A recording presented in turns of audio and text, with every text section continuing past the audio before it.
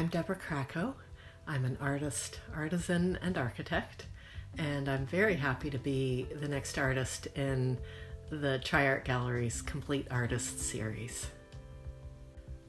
Most art shows I've been in have either just featured my paintings or just my ceramics, so I love the idea of a show that brings together everything I've been working on. It was so validating to be invited to do this because I feel that it's all one art and the themes carry through the different media, and the ideas of how to work with color and texture and how to represent ideas come through all of the work in different ways, but it's all interrelated.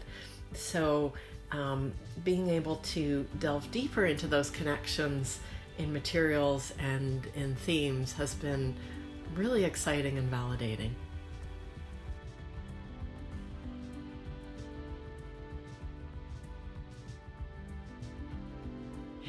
When my husband Rob and I were in our 20s, we were living in downtown Montreal. We had just had a baby, and we needed to think about how we were going to live our lives. And it was partly a question of affordability and partly that we had both had some experience with rural living and knew that the way we wanted to live and to raise our family wasn't really going to be possible on our budget in the city.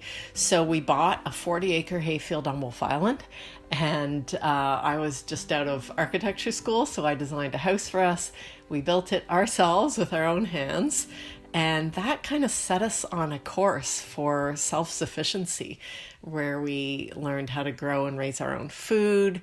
At various times we've had sheep and a donkey and chickens and ducks and turkeys, and we've raised rabbits. I grow a big vegetable garden every year. And with that came this desire on my part to learn some of those traditional homesteading crafts. When I say I love traditional homesteading crafts, it's not through a sense of nostalgia. It's more of an awareness of the value of handcrafted work, both for the person who's making it, but also for the person who gets to use that object, knowing it was made by another's hands. And I think that sense of the maker's mark is always there in a handmade object. It becomes a form of communication between the maker and the user. And I think it's really foundational to our culture and to creating community. And it's lost when we just use manufactured goods that are imported from factories far away. Very drawn to natural materials, so clay and earth, wool, cotton, leather, wood. These are the materials I just love the feel of in my hands, and I love the way they combine. My use of acrylic paints is kind of an anomaly there. I'm very aware that they're plastics, and in general, I'm trying to reduce the use of plastics in my life, but I'm going to have a hard time changing from acrylics to another medium because I love the versatility of working in acrylics. I find it's very liberating. I can layer them up quickly. I can work light over dark or thick over thin or vice versa. I can paint in thick, buttery strokes or thin fluid glazes in any order. And because acrylics are basically white glue with color added, I can collage other materials into a painting at any stage. So I just love that flexibility and the way they allow me to just let the painting speak to me as it's going along and not necessarily have to plan everything out from the beginning.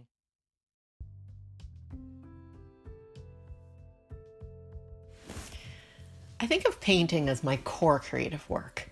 It's the most challenging thing I do, and it can be the most rewarding, also sometimes the most frustrating.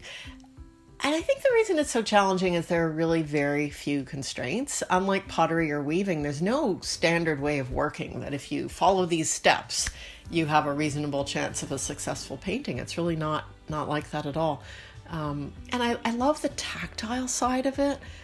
I guess what you might call the craft of it. So that buttery viscosity as I mix colors on my palette, and the swoosh of a silicone wedge as it pulls the paint across the cotton canvas. the textures, the soft textures that you can build up as you layer acrylic paint. That's a large part of the appeal of it to me.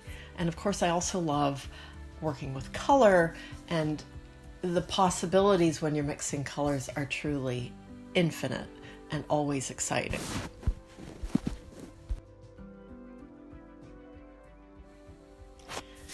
Painting is where I can best express myself creatively because it's where my work is really most unique and individual.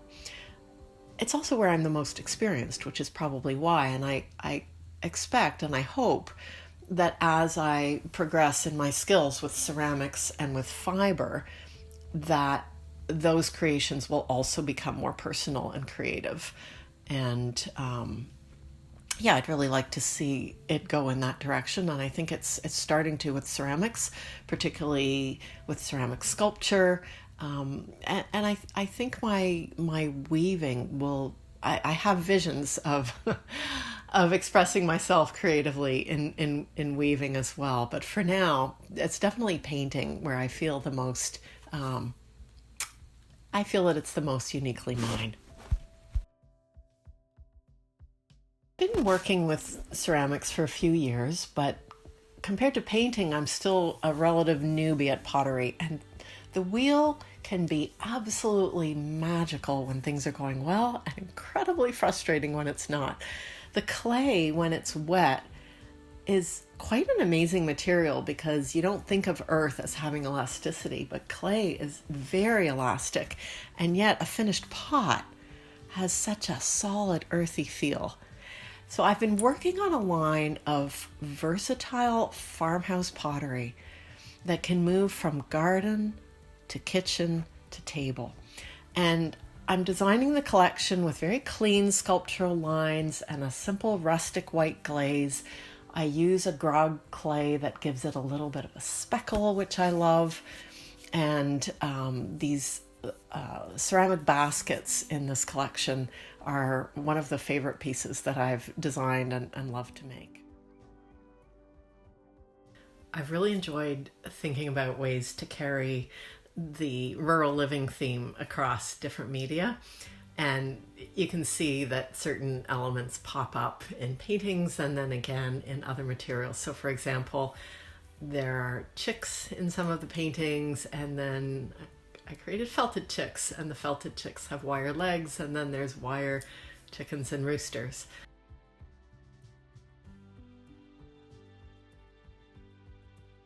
We collect eggs every day, so we have a traditional wire egg basket, which has appeared in a painting, but I've also created some ceramic egg baskets.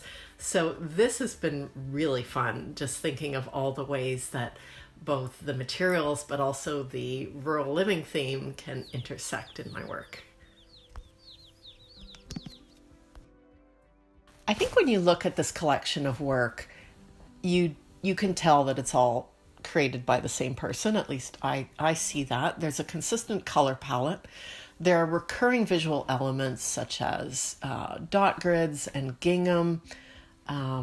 Those are patterns that have a strong appeal to me. There are thematic unifiers like chickens and cows and homesteading in general, which really provides endless subject matter for my paintings, but also has given rise to many of the traditional crafts that I'm now exploring. I've just had a summer of taking all kinds of creative workshops, which have filled my creative well and given me lots to work on over the coming year, probably years.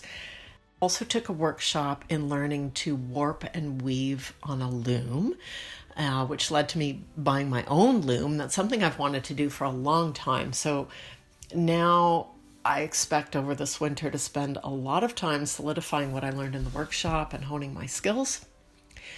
I've also taken a couple of basket weaving workshops and have experimented on my own with some fibers that I've foraged from around our place, grapevine and Virginia creeper vine and some long grasses. And I'd really like to take this further. Also in pottery, I took a workshop and the focus was on building up surfaces to layer up texture and color, very much like I do in my paints, but using slips and underglazes. So that to me has a lot of potential, and it's something that I really want to pursue further as well. And of course, I always want to keep painting, finding new means of visual expression and new subject matter. So that's a pretty long list. Makes me happy just thinking about it.